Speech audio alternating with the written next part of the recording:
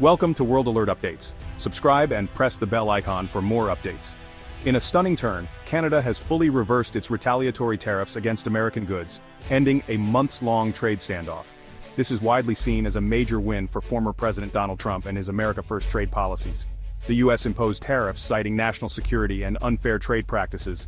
Canada responded in kind, escalating tensions. Businesses and consumers on both sides suffered from higher prices and lost contracts. Now, with Canada's capitulation, American economic leverage has prevailed. For Trump supporters, this validates his tough negotiating style. Critics worry about the future of alliances and global trade norms. The Carney government's surrender marks a turning point, forcing a re-evaluation of international economic relations. Trump's approach, favoring bilateral deals and tariffs, contrasted sharply with Carney's commitment to multilateral free trade. In the end, the sheer size of the American economy proved decisive.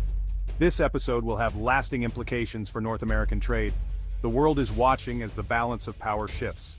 The outcome highlights the risks and rewards of economic nationalism. The story is one of pressure, resolve, and the limits of principle in the face of economic reality. We'll explore the details of Canada's concession and what it means for the future. The North American trade landscape has changed, perhaps permanently. Ottawa's announcement was abrupt. All retaliatory tariffs on U.S. products are gone effective immediately. The list included steel, aluminum, whiskey, and agricultural goods, key sectors for both countries. These tariffs, meant to pressure the U.S., backfired as Canadian exporters lost access to their largest market. Rising costs hit Canadian consumers, and business leaders demanded action. Prime Minister Carney faced mounting pressure to end the standoff, even at the cost of political embarrassment. The government's statement focused on protecting jobs and stabilizing the economy, but the message was clear. This was a retreat. The move ends the trade war on American terms. The U.S. had long argued Canada had more to lose, and the numbers proved it. Over 70% of Canadian exports go south, while the U.S. is less dependent. By holding firm, the U.S. forced Canada to accept economic reality. The Carney government's capitulation is now public and undeniable. For the U.S., it's a clear victory. For Canada, a hard lesson in economic asymmetry. The episode underscores the risks of taking on a much larger trading partner. The trade war's end leaves Canada seeking stability and damage control. The U.S. emerges emboldened, its strategy vindicated. The power imbalance in North American trade has never been clearer. Canada's next steps will be shaped by this new reality. The world is taking note. The Trump trade doctrine followed a familiar script: identify a partner, impose tariffs, hold firm, and wait for capitulation. This playbook, used against other nations, has now succeeded with Canada. Trump's rhetoric and advocacy for tariffs kept pressure high, energizing his base and shaping U.S. policy. The strategy relies on America's economic might to outlast opponents in trade wars. Supporters see this as proof that economic hardball works, arguing that traditional negotiations led to bad deals for American workers. Tariffs, in their view, are essential tools to rebalance trade and protect U.S. manufacturing. Canada's surrender is now the prime example for the America First movement. Critics warn of the costs, disrupted supply chains, higher prices, and pain for both sides.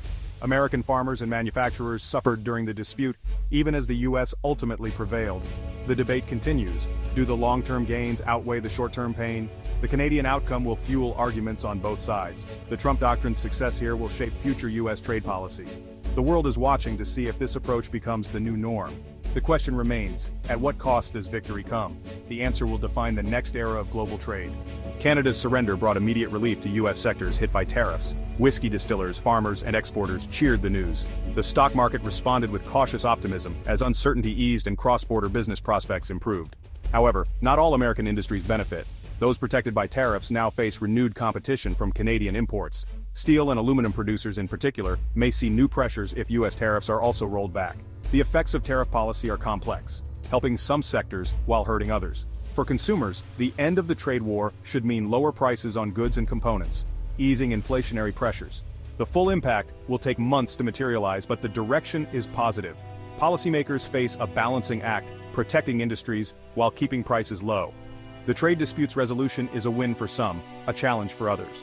The American economy, overall, stands to benefit from restored stability. The episode highlights the interconnectedness of North American markets. The lesson trade wars have winners and losers on both sides. The U.S. now looks to consolidate its gains and set the terms for future trade. The fallout will shape economic and political debates for months to come. The story is far from over. For Canada, capitulation was driven by harsh economic realities. The US is Canada's largest trading partner, and the dispute was inflicting real pain: lost contracts, layoffs, and the threat of recession. Prime Minister Carney faced a stark choice: stand on principle or protect the economy. The political fallout is severe. Opponents call it the Carney cave-in and accuse him of mismanaging US relations. Approval ratings are likely to drop, and divisions within Canada are deepening. Business leaders welcome the end of the dispute, but unions and nationalists decry the loss of sovereignty. Carney must now unite a divided country and rebuild trust. The debate over this decision will dominate Canadian politics. Ultimately, the government saw no other option. Economic data was grim, and projections showed more pain ahead. By surrendering, Carney hopes to start economic recovery, betting voters will reward pragmatism over pride. The speed of Canada's rebound will determine his political fate. The episode exposes the limits of principle in the face of economic necessity. Canada's path forward is uncertain, but the need for recovery is urgent. Experts are divided on the long-term impact of Canada's surrender. Many agree it was inevitable, given the economic imbalance. Dr. Jennifer Welsh notes, Canada was fighting a battle it couldn't win. Some believe peace will hold, as Canada has little appetite for another fight. Others warn that a relationship based on dominance, not partnership, breeds resentment. Dr. Robert Atkinson cautions, you can win the battle but lose the war. Forced concessions may push allies to diversify away from the US. The precedent set here could make other countries more likely to concede, or conversely, to band together against American pressure. The European Union and Asian blocs may see this as a warning, prompting them to strengthen internal markets. The America First approach, now validated, marks a shift from multilateralism to transactional power-based negotiations. The old rules-based order is under strain. This event is another crack in its foundation. Nations must now weigh the risks of challenging US economic power. The sustainability of this new system is uncertain. The world is watching to see if this peace holds, or if new conflicts emerge. The US-Canada relationship is a test case for the future of global trade. The balance between power and partnership is more fragile than ever. The next moves will shape the international order. The end of the tariff war opens a new, uncertain chapter for North American trade. With Canada's concession, negotiations will resume, but the US holds the upper hand. America will push for more concessions on dairy, intellectual property, and pharmaceuticals. Canada's priority is damage control and securing a stable, predictable deal. Canadian negotiators face tough choices about which industries to protect. This episode accelerates Canada's push to diversify trade beyond the US, a national security imperative. Expect new deals with Europe, Asia, and South America, though none can fully replace the US market. Mexico, too, is watching closely, recalibrating its own strategy. The principle of a unified North American market is under strain. The US is now willing to use bilateral pressure, changing the dynamic from partnership to dominance. The future of NAFTA's successor, the USMCA, is in question. The new reality: one dominant partner sets the terms. North American trade will never be the same. Historically, US-Canada trade was built on cooperation and mutual benefit, with landmark agreements like the Auto Pact and Free Trade Agreement. Disputes were common but managed through established mechanisms, preserving stability. The shift to confrontation began in the 2010s, accelerating under Trump's America First doctrine.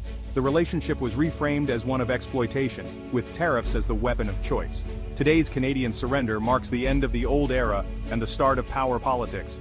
The handshake has been replaced by the arm wrestle. The previous system, while imperfect, offered predictability and growth. The new era is volatile and uncertain, with long-term consequences yet unknown. The US-Canada relationship is now defined by leverage, not partnership. Businesses and policymakers must adapt to this new reality. The world is watching as the rules of engagement are rewritten. The consequences of this shift will echo for years. Canada's surrender is a landmark victory for Trump's trade policies, reshaping the US-Canada relationship. The America First strategy, using tariffs as leverage, has been validated, but at a cost. The immediate economic impact is mixed. Relief for some, new challenges for others.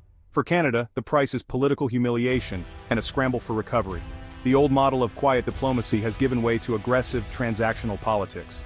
This shift challenges the foundation of the post-war liberal order and the future of alliances. Even close allies are now subject to hardball tactics.